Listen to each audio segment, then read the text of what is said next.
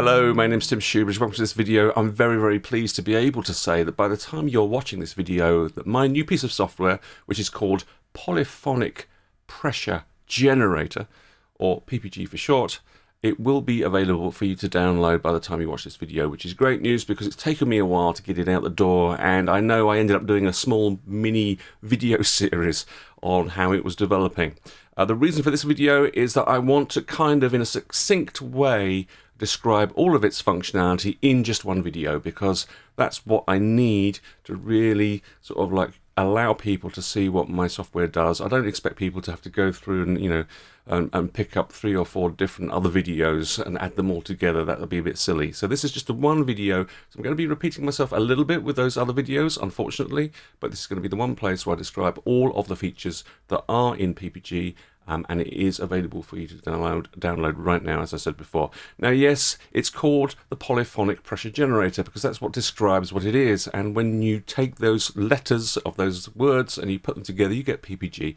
And yes, PPG was a company based in Germany a long time ago that made a synthesizer that was very famous. I'm not trying to rip anyone off by using the word PPG. It's not a synthesizer that I'm selling. It's not a piece of hardware that's a synthesizer. It's not a software synthesizer either. It's not blue. I'm not trying to rip anyone off. So let's try not to get our knickers in a twist over the name, okay? Polyphonic Pressure Generator. But if I keep saying that too much, I'm going to be spitting all over the lens. All right, let's get stuck in. I'm going to go through as quickly and as succinctly as I know how, which I don't, the features of this piece of software, what it can do for you. At the end of the day, it is a polyphonic aftertouch simulation, basically. Because the only way that you can have polyphonic aftertouch is if you have a polyphonic aftertouch keyboard or an MPE controller of some kind. And most people don't have one of those, although I can see that polyphonic aftertouch keyboards are becoming a little bit more common now than they were a month ago. Which is fantastic, but for all of us that don't have polyphonic aftertouch keyboards, we might well have in our collection a synthesizer that actually does respond to polyphonic aftertouch. It's quite surprising how many synthesizers do. And that means that we're really missing out. We're missing out on some sort of modulation capabilities that our synth can do for us, but we are unable to unlock. And that's the point of my software. My software is there to help you unlock that potential in your synthesizer. So you need a synthesizer that responds to MIDI, and you need a synthesizer that responds specifically to polyphonic aftertouch messages. And if you've got one of those, but you don't have a polyphonic aftertouch keyboard, then that's where my software comes in.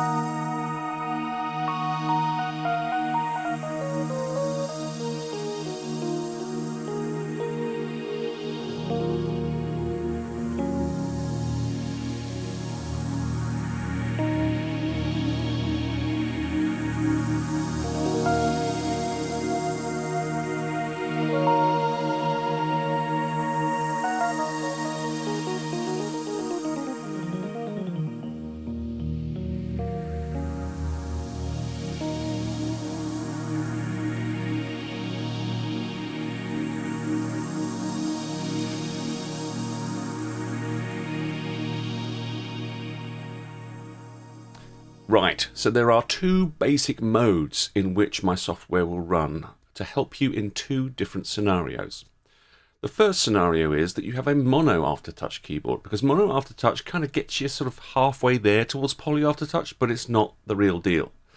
My software can help you in that scenario. It can convert mono aftertouch messages into poly aftertouch messages. We'll get onto that in the second half of the video. The first half of the video is going to be about, well, what if you don't have any kind of aftertouch capability on your keyboard? How can my software help you to unlock the polyphonic aftertouch capabilities of your synthesizer? That's what we're going to talk about now. Now, when you play a real polyphonic aftertouch keyboard, you are pressing down on the keys, applying more and more pressure, and then letting go. And what you end up doing is generating hundreds, if not thousands, of polyphonic aftertouch messages which hit your synthesizer and tell it to basically modulate something that you have set up in your patch or your preset that you're going to modulate. Maybe it's the filter cutoff, or maybe it's a vibrato rate or something else that's going on. But that's basically what's happening, is you're generating thousands of polyphonic aftertouch messages which are getting sent to your synthesizer. And that's what my software will do. And in order to do that, it needs to talk via MIDI. So the first thing we need to do is to connect PPG up to our synthesizer. Now, I'm going to use a hardware synthesizer. I am going to talk about using PPG with software synthesizers later on. It'll be the last thing we talk about in this video. But for now, I'm going to hook it up to a hardware synthesizer. I'm going to hook it up to a nice, wonderful little 6-voice polyphonic synthesizer that does support polyphonic aftertouch.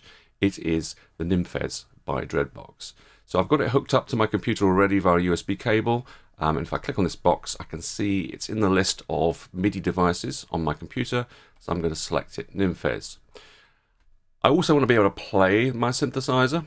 And so I'm going to use my Nord keyboard that I've got here in front of me, and I want to connect my Nord keyboard up to PPG as well, so that MIDI data, my note on, note off, going from my keyboard will go into PPG, and then PPG will then connect to my synthesizer. So PPG is sitting in between keyboard and synth.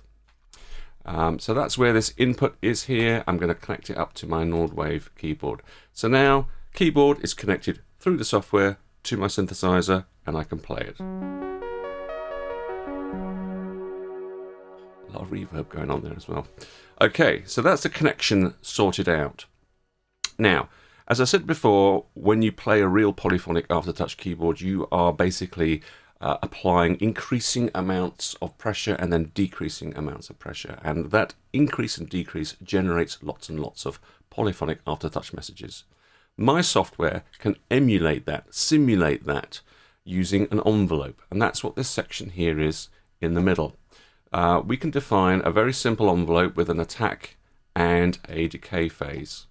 And we've also got the ability to add a hold at the top and a delay at the bottom here before the envelope even starts.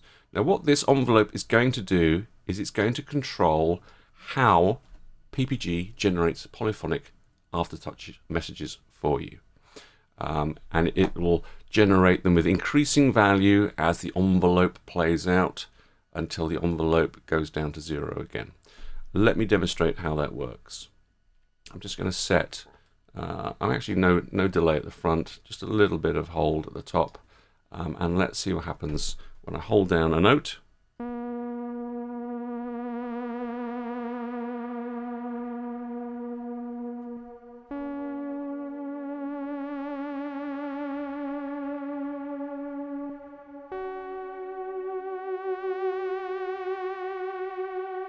You'll hear there's an ever-increasing amount of vibrato with that sound. Now, without looking at the patch, you won't know, but my patch has got polyphonic aftertouch modulating the cutoff frequency to open up the filter on the Nymphs, and also to increase the amount of LFO modulation that's going on with the pitch. That's why we get this gradual onset of vibrato. If I were to get rid of that attack and make it very, very fast, that is what we get. Instant and immediate polyphonic aftertouch. Longer attack. In fact, if I add a delay,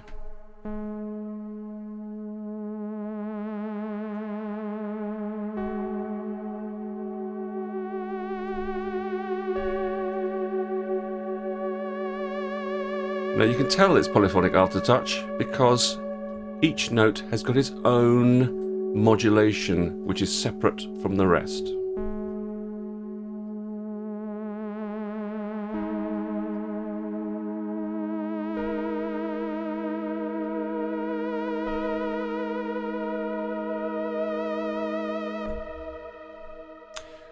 So that's how PPG can simulate polyphonic aftertouch for you if you don't have a monophonic aftertouch keyboard, and you don't have, obviously, a polyphonic aftertouch keyboard either.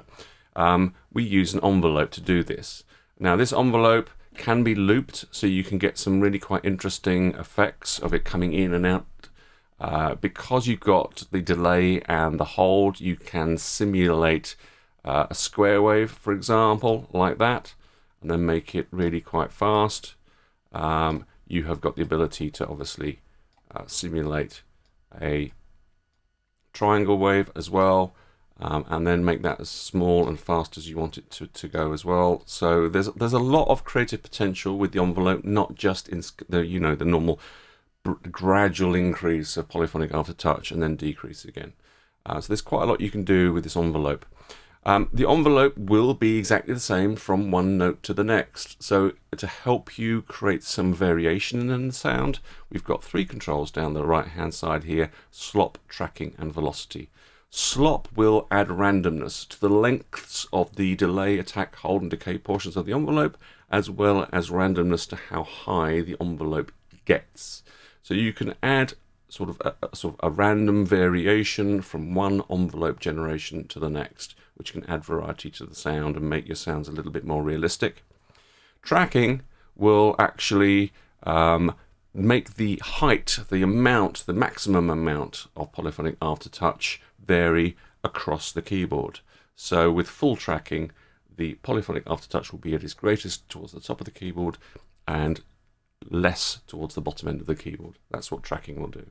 And velocity is also another way of varying the amount of polyphonic aftertouch, the maximum amount of polyphonic aftertouch that the envelope will end up triggering. The harder you hit the keys, the more polyphonic aftertouch if you have this velocity control all the way up.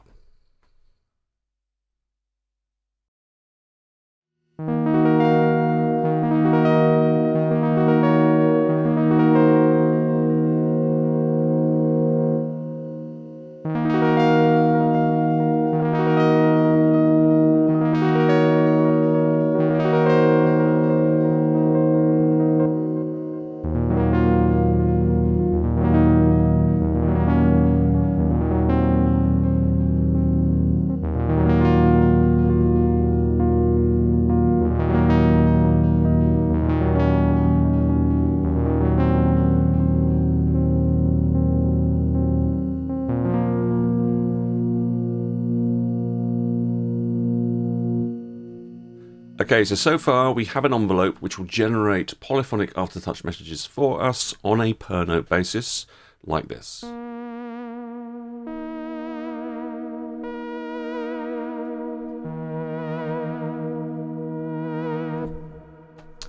But what if we don't want every single note to have that polyphonic aftertouch modulation? Well, that's where triggers come in. This section here is 3 different ways of triggering that envelope on a per note basis. At the moment we have a velocity threshold turned on. I'll actually come to that one last.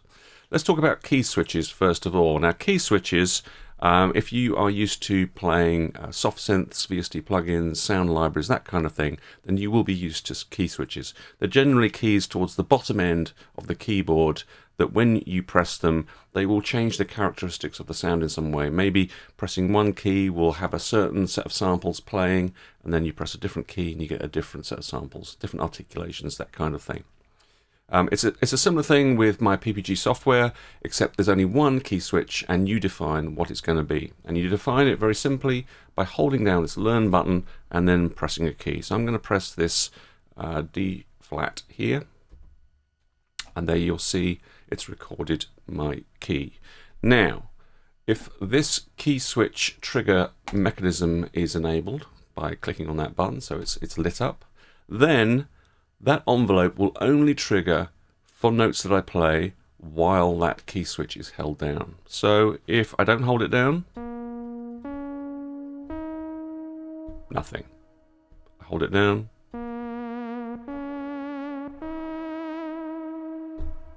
We get the modulation. So that's very easy to play or to use in a sequencer. You can sequence it so that this key switch is on at the right points so that you can get the polyphonic aftertouch that you want.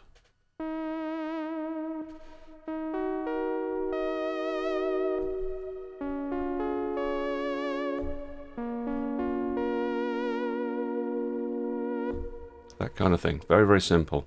So that's key switches. The next way that you can trigger envelopes is with MIDI CC. Now this means any MIDI controller that you have available to you, whether it is the mod wheel or a foot switch or a foot pedal or any slider or knob that generates MIDI CC, you can use that in the same way that you can use a key switch. And again, I've got this little learn button here. So what I'm actually going to do is use my sustain pedal. And give that a go. Press the learn button. Just hold down the sustain pedal. It's MIDI CC 64, and now we can use my sustain pedal in exactly the same way as the key switch.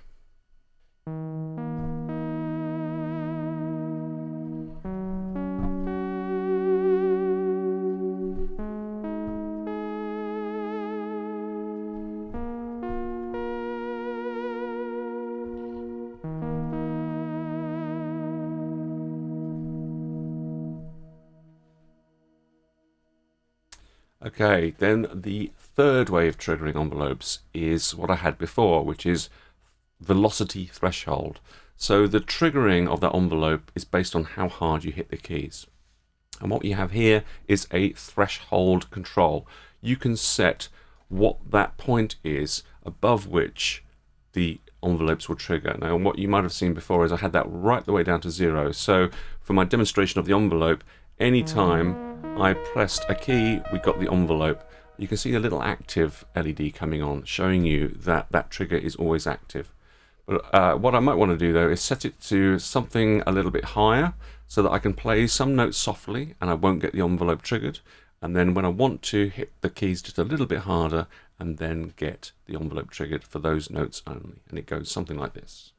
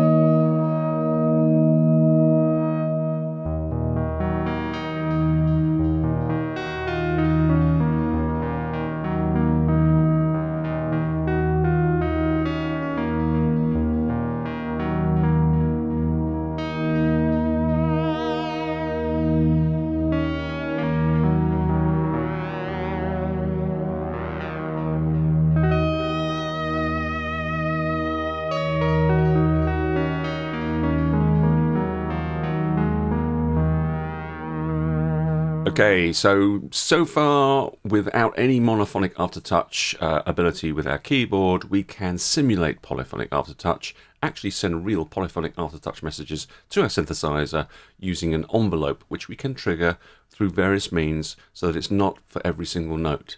And that gives us some creative possibilities that we wouldn't otherwise have. Now let's talk about the second scenario, which is that you do have a mono aftertouch keyboard. Because you're kind of there with a monophonic aftertouch keyboard, you can get that expressivity by pressing in down on the keys. But whatever you do affects the sound of them all and not them individually. And that's where my software can come in. Because what it will do is it'll take that expressivity, it'll take that mono aftertouch stream of messages that you generate with your keyboard, and it will apply it to individual notes through the triggering mechanism as well as note priority, and that's what I'm going to show you. So we go into this mono aftertouch mode with this big switch here at the top, and then we have a set of 3 choices, note priority choices. I'm going to put it at all for the time being. Now whatever we do here with mono aftertouch, it's still using our triggering mechanism. So I'm going to have velocity threshold as my triggering mechanism. I'm going to have a velocity threshold right down to minimum, so that whatever notes I play, I'm going to get monophonic aftertouch messages generated, which are then going to be processed by PPG. And so I just want to simulate and just show you at the moment what monophonic aftertouch is about. Doesn't matter which of these notes I press in on, they all get affected, right? That is what monophonic aftertouch is. But using PPG, we can affect individual notes only. Now, the first way that we can do that is through this note priority. We can choose last note, first note, or all, like I just had. This is what last note is like.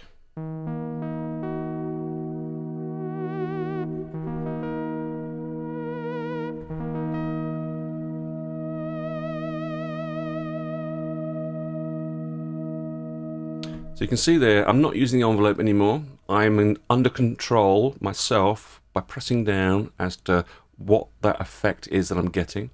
And I'm only getting it on the last note that I hold down before I engage monophonic aftertouch. Now I could press down the note that I'm having it applied to, but I don't need to. I could hold down and press down on the low note. I'd still get the same effect.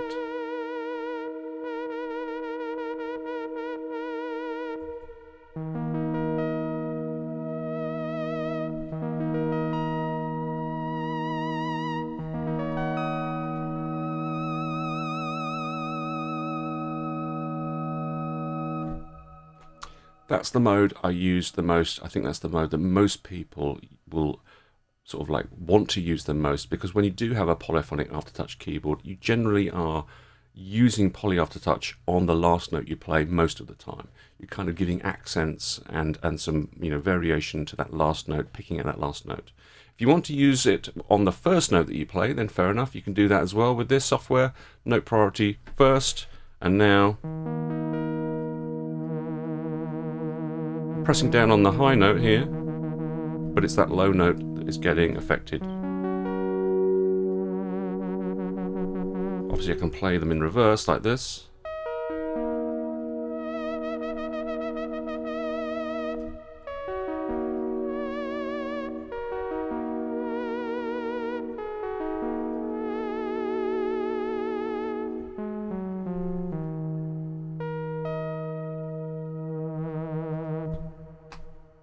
So we have low note, sorry, not low note, we have last note priority and we have first note priority. Or if we leave it at all, we're basically getting monophonic aftertouch. So you have those three options here. Now, I'll leave it at last for the time being. There are two controls down here, and you can control how smoothly your monophonic aftertouch is converted into polyphonic aftertouch. What I find with some keyboards, certainly with this keyboard here, is it's really quite difficult to control. And so what we have is we have an attack lag and a release lag. The attack lag smooths out how, when you're pressing in on the keys and generating more and more polyphonic aftertouch, and the release lag affects the release phase as you're letting go of the pressure and taking off the polyphonic aftertouch. You've got control over both of them. I'm going to whack them both up to maximum.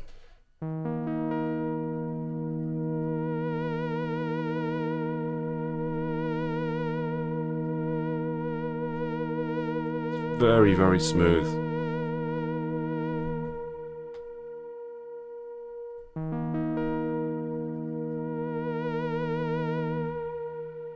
Takes quite a few seconds to get up to maximum and then back down again. Now obviously we're talking about polyphonic aftertouch, so if I were to have a lot of lag there on the release but let go of the note, it instantly stops, right? Because that's the whole point of polyphonic aftertouch. It's only while you're pressing in on the notes.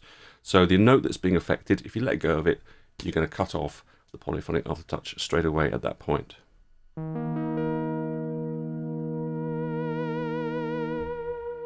But the beauty actually of this software is that I don't actually have to let go of that note. I can let go of other notes that are applying the pressure and get the nice smooth drop off.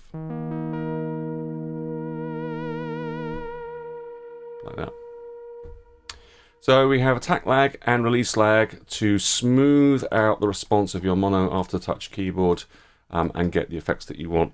Just a very, very quick demo here. So if I just wriggle around with the key,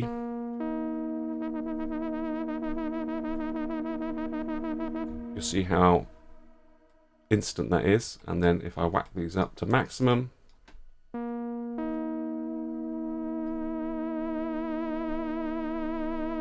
you can see the effect of it. It slows down those jumps.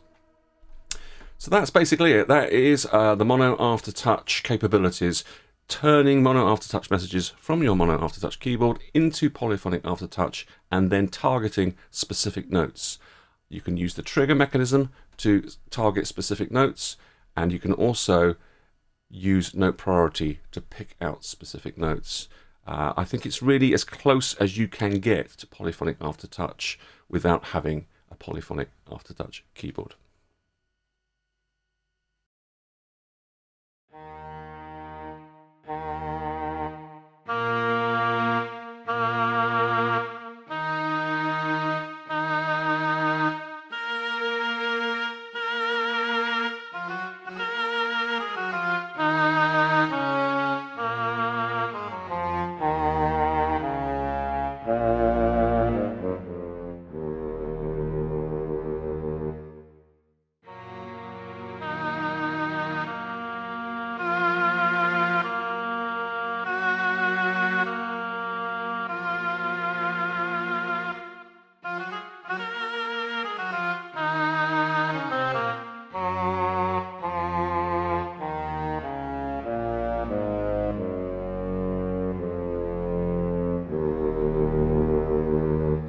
Right, so there's one last thing I want to show you, and that is how you can use my PPG software to control a software synthesizer. Send polyphonic aftertouch messages to a software synthesizer. It's something I've been asked quite a few times. Now, remember that when you have one piece of software and you need to route MIDI to another piece of software, there's never just going to be one way of doing this. There's going to be a million different ways of doing this. There's so many different tools and utilities, sort of virtual MIDI hubs and MIDI devices that you can install on your computer to make this whole thing work. What I'm going to show you is the simplest way that I could come up with, and that is to use my DAW. Now remember that my software runs inside Voltage Modular.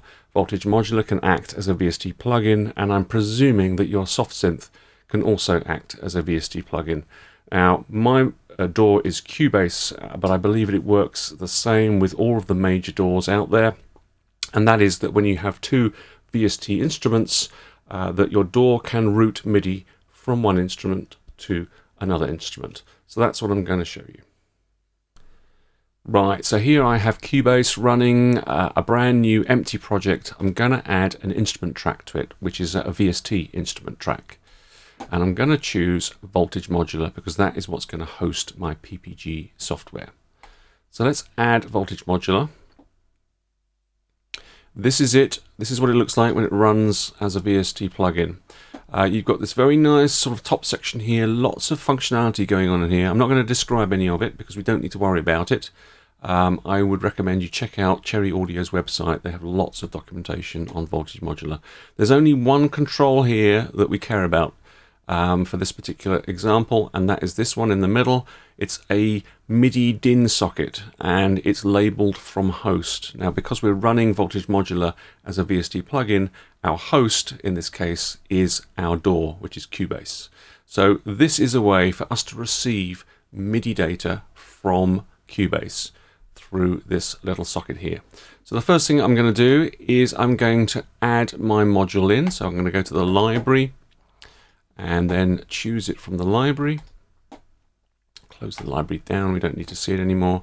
So there is my software running as a module inside Voltage Modular, and the only connection I need to make is to drag a virtual cable from that MIDI DIN socket to the input of my PPG software. So now my PPG software will receive MIDI data coming from Cubase. There's one final thing that we need to do, and that is to click on this little button down here, bottom left, to host. And what this is going to do is make sure that my PPG software will also send back MIDI data to the host, to Cubase. It's a bit strange that Cherry Audio didn't have a second little socket here for sending MIDI data back. They've only got a socket for receiving it. So the way that you send it back to your host is programmatically. I've programmed it. So we need to just click on that button there. That's basically it. So that's the connectivity that you need to do manually with Voltage Modular and my PPG software. Now let's run up the software synth that we want to control and send polyphonic aftertouch messages to. So I'm going to come back to Cubase. One thing I want to do actually is just make sure that my keyboard, my Nord keyboard, can play. And so I'm going to choose my Nord keyboard as the input to this Voltage Modular instrument track. So Nord Wave 2 is at the bottom of the list. There we go. So that's all of sort of the MIDI input handled now. Let's add the software synthesizer. So I'm going to add an instrument track, a second one, and I'm going to choose one of my favorite software synths that I've been playing around with lately, Zebra 2. Let's add it in there. There we go. So this is the soft synth that we're going to send polyphonic aftertouch messages to. Now, how we do that is we need to set its MIDI input over here for the instrument track. And when I look at all of the different options there are, you can see here that there's one here which actually references the VST instrument for Voltage Modular above 01 Voltage Modular MIDI output.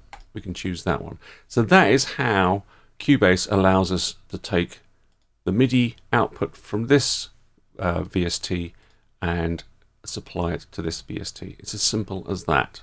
Now, I've only got experience of Cubase and not of other DAWs, but I'm presuming there'll be a very similar way of doing it. So now, if I play my keyboard, we should hear Zebra playing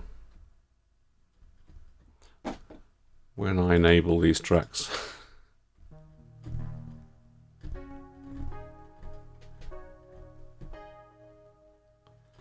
Okay, that's brilliant. Now what I'm actually going to do is I'm actually just going to hit record because I want to be able to record what this synthesizer generates as I'm playing around with it, and the best way for me to do that is to actually use Cubase and record it.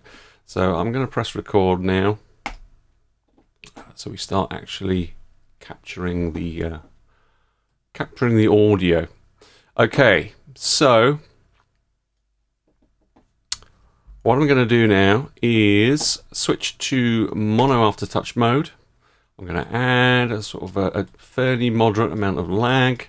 I'm going to choose last note priority, and I'm going to have triggering always on, so everything gets sent as a polyphonic aftertouch message based on note priority, and I'm going to just play. And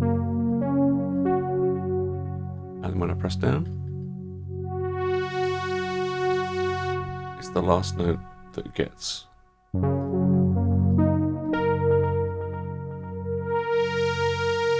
affected.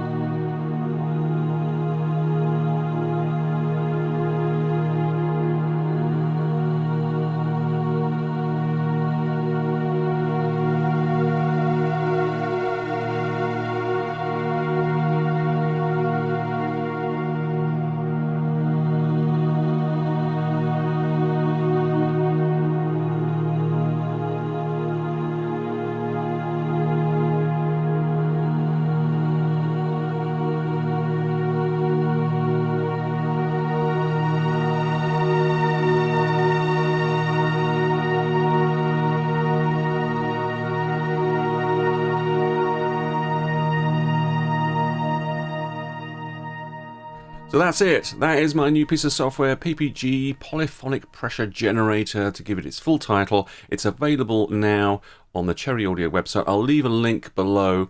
I'm saying Cherry Audio because, like the other pieces of software that I've developed over the last few months, they all run inside Cherry Audio's Voltage Modular environment. Voltage Modular is an amazing, really, really powerful and huge fun sort of virtual Eurorack environment. And the software that I write is just a module that sits inside that environment. You don't need to be into, Eurorack and modular synthesis to use my modules. They really are just MIDI controllers. They connect to your synth, they connect to your keyboard. That's all you need to know to be able to use them. But obviously, you have got Voltage Modular there if you really want to. There's loads and loads of fantastic modules available for you to purchase. Voltage Modular itself is completely free to download and install, so the only cost to you is actually the purchase of my PPG module that sits inside Voltage Modular. Voltage Modular runs on Apple, Mac and Windows platforms. It runs as a standalone desktop app, and it can also run as a VST plugin like I just showed you a moment ago. So it's a really, really flexible piece of software. It's allowed me to really concentrate on the functionality that's inside PPG rather than worrying about lots of other technicalities. It's really allowed me to very, very quickly bring to market, as we say, this product. It's going to be very, very cheap for you. I'm selling it initially at $19 US only. That's it. That's the full, lifetime license for this piece of software. Cherry Audio themselves have a money-back guarantee, so that you can try it out. If you don't like it, you can just get a refund. There's no problem at all with that whatsoever. So check out the link below. I really do hope that this piece of software is in some way useful to you. It can allow you to, get some creativity going in a way that you otherwise won't be able to unless you have a Polyphonic aftertouch keyboard. Remember, you do need a synthesizer that does respond to Polyphonic aftertouch in order to make use of my software. That's it. Until the next one, as always, thank you very, very much for watching.